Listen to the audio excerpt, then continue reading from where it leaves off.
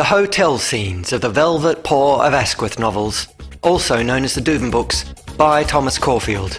Read by the author.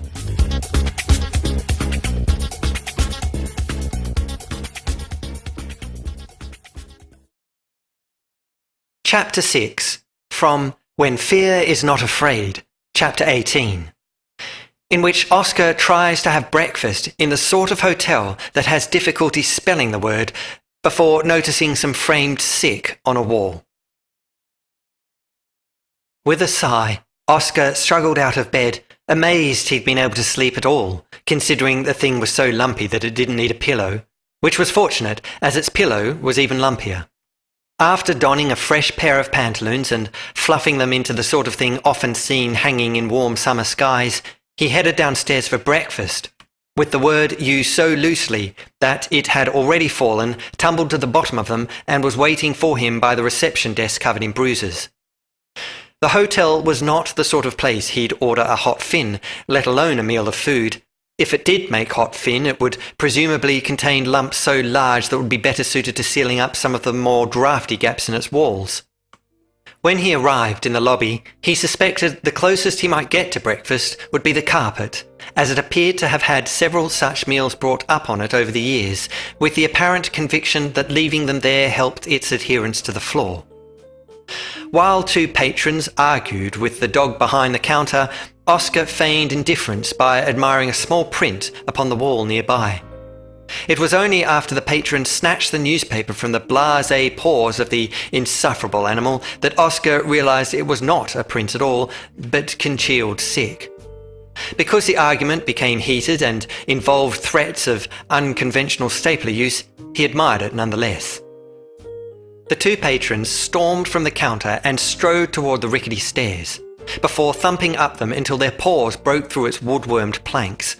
While they swore and struggled to free themselves, the insufferable dog rounded the counter to retrieve his newspaper from where it had been thrown.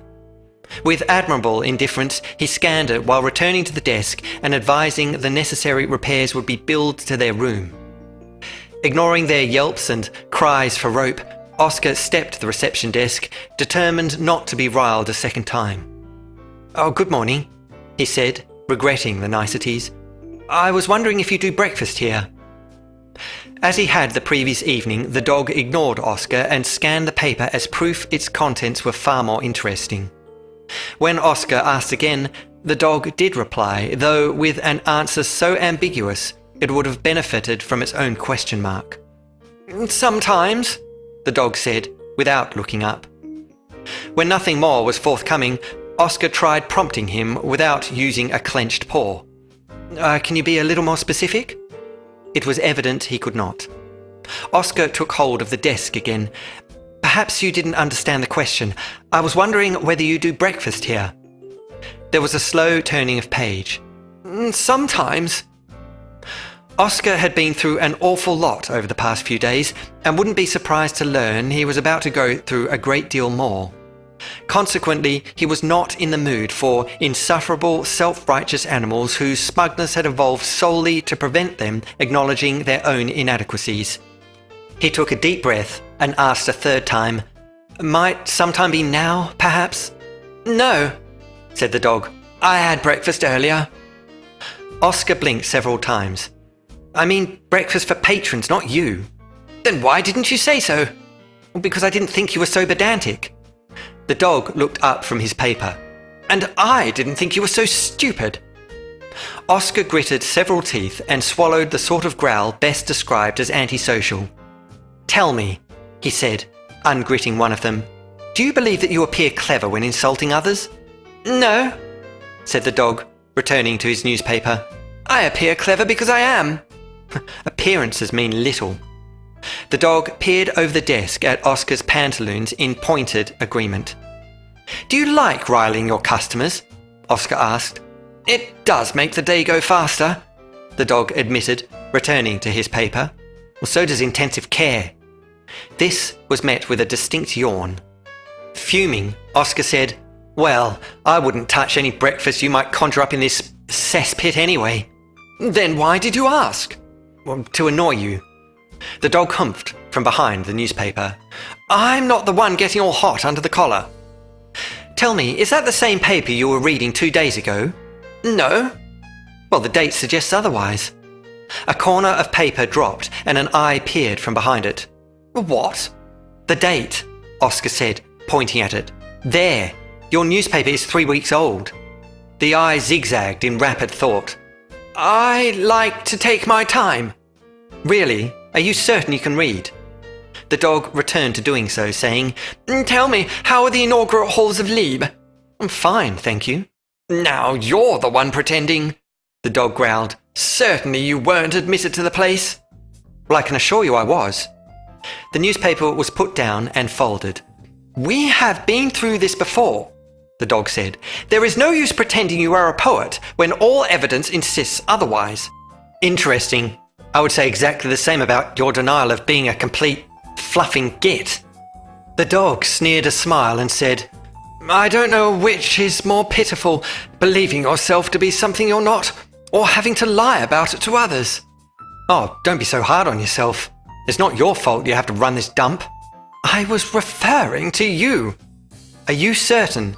Because I'd reflect on those words if I were you, as they seem most applicable.